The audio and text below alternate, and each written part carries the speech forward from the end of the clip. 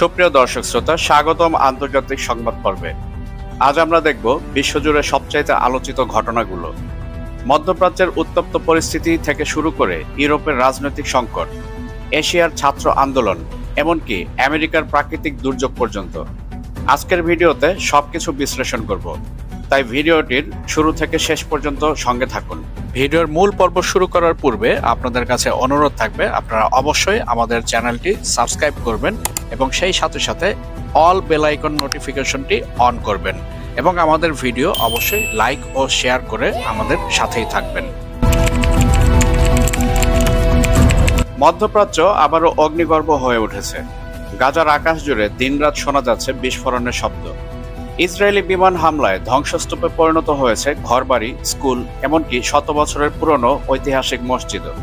চোখে ভেসে উঠছে ভাঙা দেয়ালের নিচে চাপা পড়ে থাকা শিশুদের মুখ, আতঙ্কে পালিয়ে বেড়ানো পরিবারের আর্তনাদ। জাতিসংঘ জানিয়েছে শুধু গত কয়েকদিনের হামলায় শত শত মানুষ নিহত হয়েছে, যাদের মধ্যে 1/3 শিশু ও নারী। মানবাধিকার সংগঠনগুলো বলছে এটি আর সামরিক অভিযান নয়, বরং গাজাকে বসবাসের অযোগ্য করে তোলার এক পরিকল্পিত ধ্বংসযজ্ঞ। এই ভয়াবহ পরিস্থিতির মধ্যে সামনে এসেছে নতুন এক রাজনৈতিক বার্তা। মার্কিন যুক্তরাষ্ট্রের প্রেসিডেন্ট ডোনাল্ড ট্রাম্প প্রকাশ্যে হুঁশিয়ারি দিয়েছেন হামাসকে। তিনি বলেছেন, ইসরায়েলের বিরুদ্ধে যদি আরও হামলা চালানো হয় তবে এর ফল হবে ভয়াবহ। কেউই সেই পরিণতি কল্পনা করতে পারবে না। ট্রাম্পের এই বক্তব্য ঘিরে শুরু হয়েছে ব্যাপক বিতর্ক। অনেকে বলছেন তিনি ইসরায়েলকে একতরফাভাবে সমর্থন করছেন, যা গাজার সাধারণ মানুষদের ভোগান্তিকে আরো বাড়িয়ে তুলবে। আবার কেউ কেউ মনে করছেন আগামী মার্কিন নির্বাচনের আগে ট্রাম্প মধ্যপ্রাচ্যের নীতি নিয়ে কঠোর অবস্থান দেখিয়ে ভোটারদের মন জয় করতে চাইছেন। অন্যদিকে তার সমর্থকেরা বলছেন শুধুমাত্র ট্রাম্পই ইসরায়েলের নিরাপত্তা নিশ্চিত করতে পারবেন এবং তার হুঁশিয়ারি হামাসকে থামাতে সাহায্য করবে।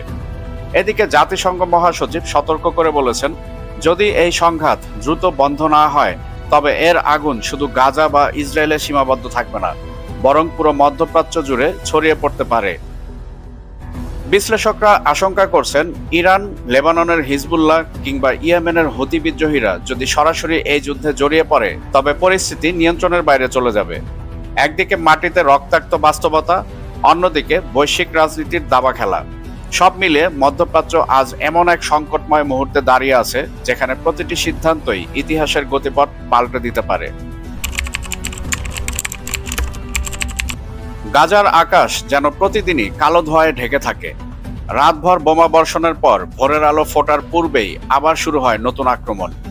ইসরায়েলি বিমান হামলায় কেবল সামরিক লক্ষ্যবস্তু নয়, টার্গেটে পরিণত হচ্ছে মসজিদ, স্কুল, হাসপাতাল আর সাধারণ মানুষের আবাসিক ভবন। জাতিসংঘের শিশু বিষয়ক সংস্থা ইউনিসেফ জানিয়েছে সর্বশেষ হামলায় নিহতদের মধ্যে অন্তত 1/3 শিশু। তাদের ভাষায় গাজার প্রতিটি পরিবার এখন শোকাহত। কেউ মাকে হারিয়েছে, কেউ বাবা কিংবা সন্তানকে। স্থানীয় এক ফিলিস্তিনি সাংবাদিক জানালেন, গাজার রাস্তায় এখন কেবল কান্নার শব্দ শোনা যায়। কেউ ধ্বংসস্তূপের ভেতরে প্রিয়জনকে খুঁজছে, কেউ আবার নিথর দেহকে জড়িয়ে ধরে আছে। আন্তর্জাতিক গণমাধ্যমে প্রকাশিত ছবিগুলো ভয়াবহ বাস্তবতা তুলে ধরছে। ভেঙে পড়া স্কুলের ভেতরে ছড়িয়ে আছে ছিন্ন ভিন্ন বই আর ছোট্ট শিশুদের ব্যাগ।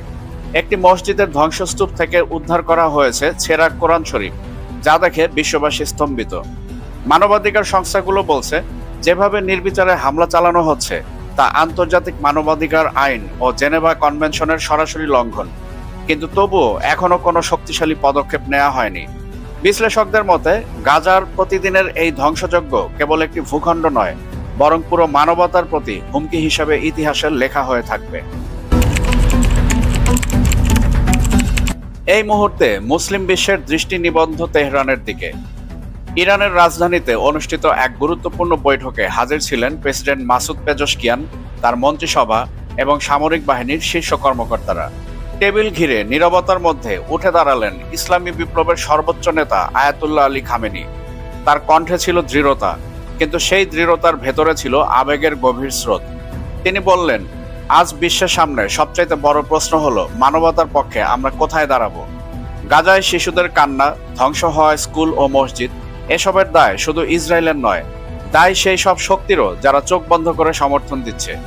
খামেনি জোর দিয়ে বলেন, আমাদের প্রকৃত শক্তি কেবল অস্ত্রশস্ত্র নয়, বরং জনগণের মনোবল, ঐক্য আর আশার উপর দাঁড়িয়ে আছে আমাদের অস্তিত্ব। যদি এই মনোবল ভেঙে যায় তবে কোনো বাহ্যিক শক্তি আমাদের রক্ষা করতে পারবে না। তার এই ভাষণ কেবল ইরানের ভেতরে সীমাবদ্ধ থাকেনি। কায়রো, আঙ্কারা, ইসলামাবাদ থেকে দোহা পর্যন্ত পৌঁছে গেছে তার প্রতিধ্বনি। মিশরীয় সংবাদ মাধ্যম বলছে, খামেনির বক্তব্য মুসলিম বিশ্বের জন্য এক ধাক্কা। তুরস্কের বিশ্লেষকরা বলছেন, এই আহ্বান উপেক্ষা করা মানে গাজার শিশুদের রক্তের প্রতি অবিচার। খামেনির কথার মূল বার্তা ছিল স্পষ্ট, মানবতার পক্ষে দাঁড়াতে হলে ইসরায়েলের সঙ্গে সব ধরনের কূটনৈতিক ও অর্থনৈতিক সম্পর্ক ছিন্ন করতেই হবে। তিনি আরও সতর্ক করে বলেন, আমরা এমন এক অবস্থায় দাঁড়িয়ে আছি যাকে বলা যায় না যুদ্ধ, না শান্তি। যদি মুসলিম রাষ্ট্রগুলো এখনো একত্রিত না হয় তবে আগামী দিনে ইতিহাস আমাদের ক্ষমা করবে না। বিশ্লেষকরা মনে করছেন, খামেনির এই আহ্বান যদি কার্যকর হয় তবে ইসরায়েলের উপর বিশাল কূটনৈতিক চাপ তৈরি হতে পারে এবং সেটাই হয়তো গাজার রক্তাক্ত মাটিতে নতুন এক মোড় এনে দিতে পারে। এশিয়ার আরেক প্রান্তে হিমালয়ের দেশ নেপালে চলছে রাজনৈতিক ভূকম্পন। প্রধানমন্ত্রী কেপি শর্মা ওলি পদত্যাগ করেছেন। কারণ সোশ্যাল মিডিয়া ব্যান, দুর্নীতি আর নেপোটিজমের বিরুদ্ধে তরুণদের ঐতিহাসিক আন্দোলন। বিশেষ করে জেন জি প্রজন্ম এনাফ ইজ এনাফ স্লোগান তুলে রাস্তায় নামে। শুধু কাঠমান্ডু নয়, সারা নেপাল জুড়ে লাখ লাখ ছাত্র, যুবক মিছিলে অংশ নেয়। তাদের হাতে মোবাইল, প্লেকার্ড। তারা বলেছে, আমরা দুর্নীতিগ্রস্ত রাজনীতি চাই না। তাদের প্রেসারের মুখে ওলি অবশেষে পদত্যাগপত্র জমা দেন। বিশ্লেষকরা বলছেন, দক্ষিণ এশিয়ায় এটি একটি নতুন অধ্যায়, যেখানে ছাত্র আন্দোলন বাংলাদেশের পর আবারও সরকার পতন ঘটালো নেপালে। ইউরোপের শক্তিশালী দেশ ফ্রান্সে নেমে এসেছে রাজনৈতিক সংকট। প্রধানমন্ত্রী গ্যাব্রিয়েল আত্তাল সংসদে আস্থা ভোটে হেরে পদত্যাগ করেছেন।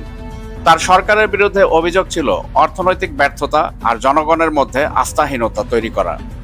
এই ভোটে সরকারের পতন ঘটলেও প্রেসিডেন্ট ইমানুয়েল ম্যাক্রো এখনো ক্ষমতায় আছেন। তবে প্রশ্ন উঠছে, নতুন প্রধানমন্ত্রী আসলেও কি এই সংকট কেটে যাবে, নাকি ফ্রান্স আরো বড় রাজনৈতিক অস্থিতিশীলতার মুখে পড়তে যাচ্ছে?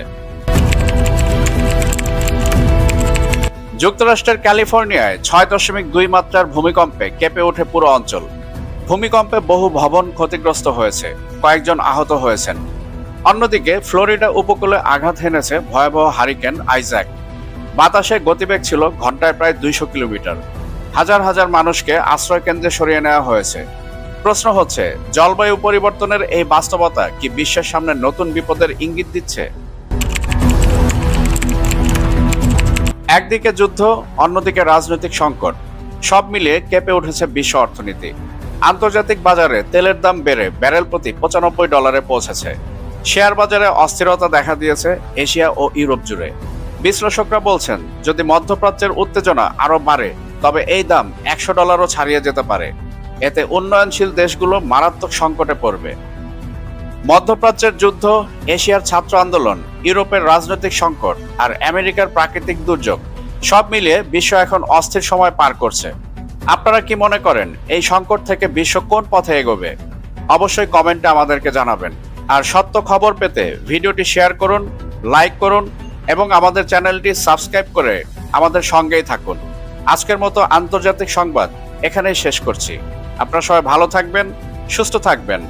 আজকের বিষয়ের সাথে থাকার জন্য আন্তরিক ধন্যবাদ।